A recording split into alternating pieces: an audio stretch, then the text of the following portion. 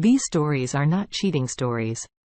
Some members of my audience thought I should do revenge stories as well. Here goes. This story is called He Bullies Me in School. Karma visits him 20 years later in the 3rd grade. I was an awkward kid. Had a mean drunk father, struggled to fit in and make friends, and was bullied and shunned by other kids.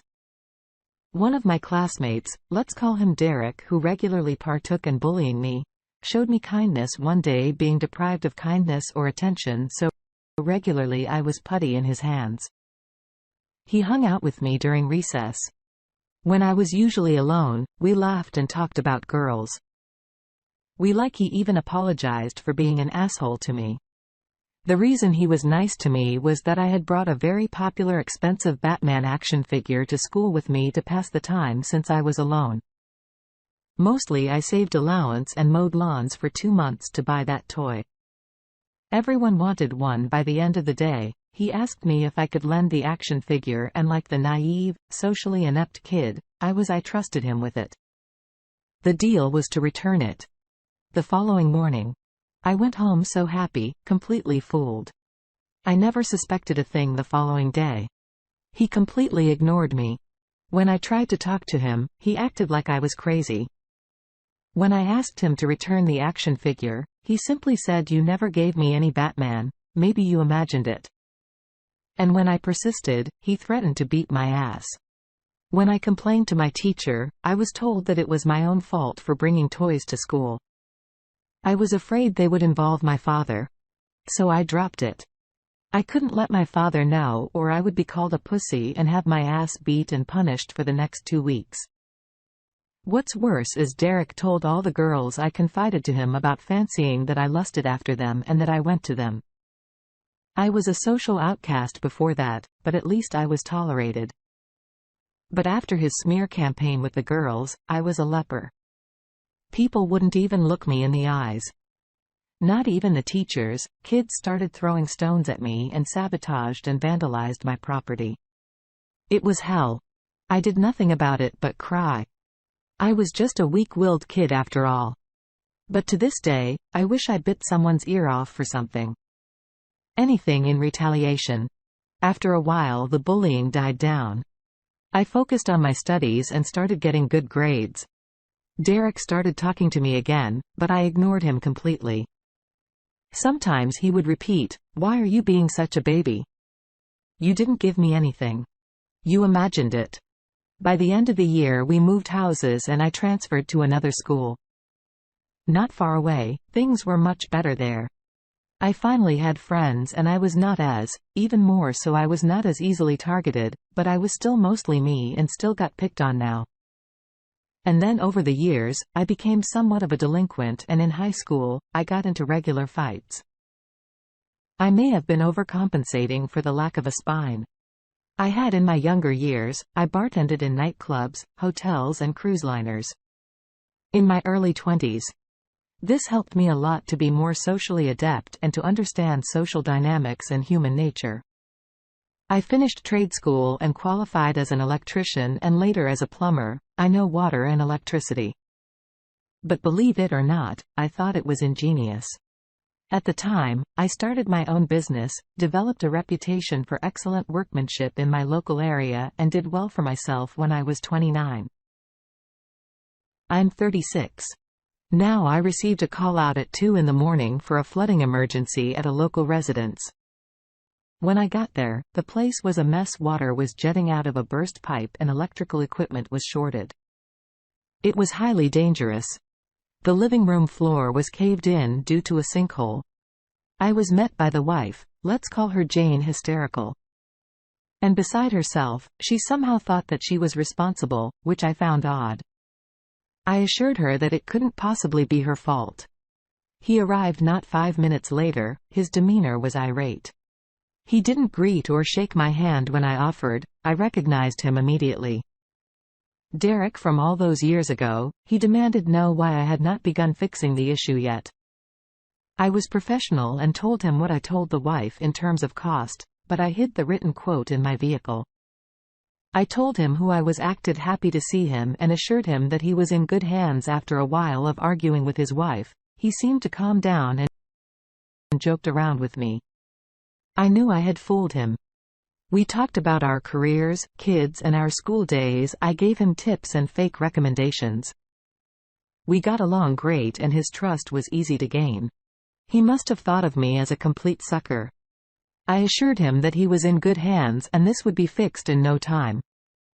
I was careful not to start any actual work on the property. Doing the smallest thing would make me responsible for all of it. Derek left after an hour or so and his wife stayed behind. I started my revenge when I was doing my assessment. I noticed that most of the building did not comply with city regulations and did not adhere to the register and approved plans. There were multiple safety hazards and all plumbing and electrical work were completed by unqualified and uncertified people in an attempt to save money. Also, the pipe in question had been leaking for a few weeks, at least getting worse by the day and finally causing a disaster, which means their water bill would be astronomical at the end of the month unless a qualified plumber endorses a rebate with the municipality. I called my contact at the city. Let's call him Donovan, and notified him of all the regulatory violations, safety hazards and non-city compliant installations on the property. I also told him of the possible water bill. He promised to be there the next day. I immediately started photographing and documenting the following morning. My contact was there at 10. He had a field day.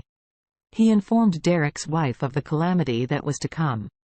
They would be forced to tear down all the building additions, remove all the uncertified plumbing and wiring installations, have the plans reapproved and start from scratch, which is an estimated loss of approximately $950,000.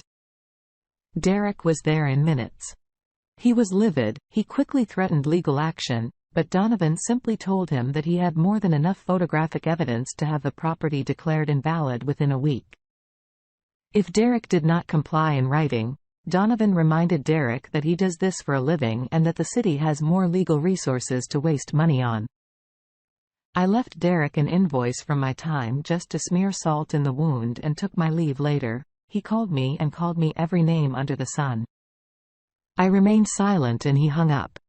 He went on a Facebook rant about me, which was a bad idea. All of the community stood up for me and it started a storytelling competition where all kinds of people revealed stories of unsavory things Derek did to them in the past. Apparently, Derek has always been an asshole. He never changed one day. He called me and asked to me. He sounded defeated and depressed. So I decided to meet and see what was up. I met him at a local busy convenience store. I know better than to take Derek to weasel at face value. So I noticed quickly when he laid his phone screen down on the table, I knew he may be recording the conversation. He apologized for his behavior, which surprised me, and told me that this whole dilemma has all but bankrupted him. He told me he took out a loan for the building additions and cut corners to save money, that everyone does it. He showed me the water bill, which was nearly $80,000. A problem. Easily erased with a qualified plumber's signature and endorsement. I refused. He got irate again. Then he asked me, "Why did you do this to me? I know I was a dick to you when we were kids, but I don't deserve to have my wife's lives ruined because of mistakes I made when I was a kid. What kind of person are you? You told me I was in good hands. I trusted you. You assured me you would help me. Then you stabbed me in the back. You quoted me only a few 100, told me not to worry." I replied, "I said no such thing, Derek.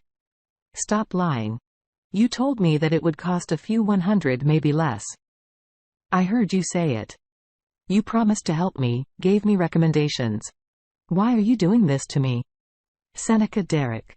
You must have imagined it." I looked him in the eye. He knew exactly why I said the same thing. He told me almost 20 years ago. I repeated just to drive it home. "Seneca, you're a baby. I never quoted you for anything. You imagined it." He knew I was destroying him financially because of a Batman action figure. He stole from me 20 years ago. I could see it in his eyes, but he couldn't bring himself to say it.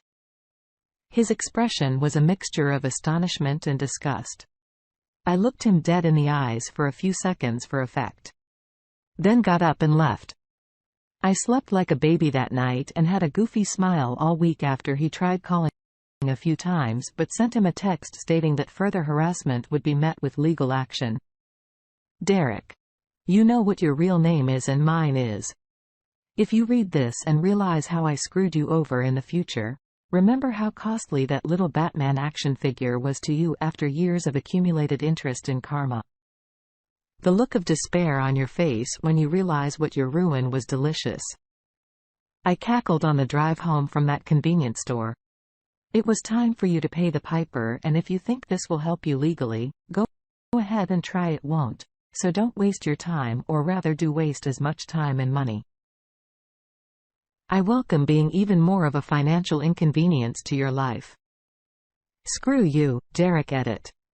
If the monetary amounts confuse you, I don't live in the USA. Divide the amounts by 8 and you have a rough estimate of the exchange rate.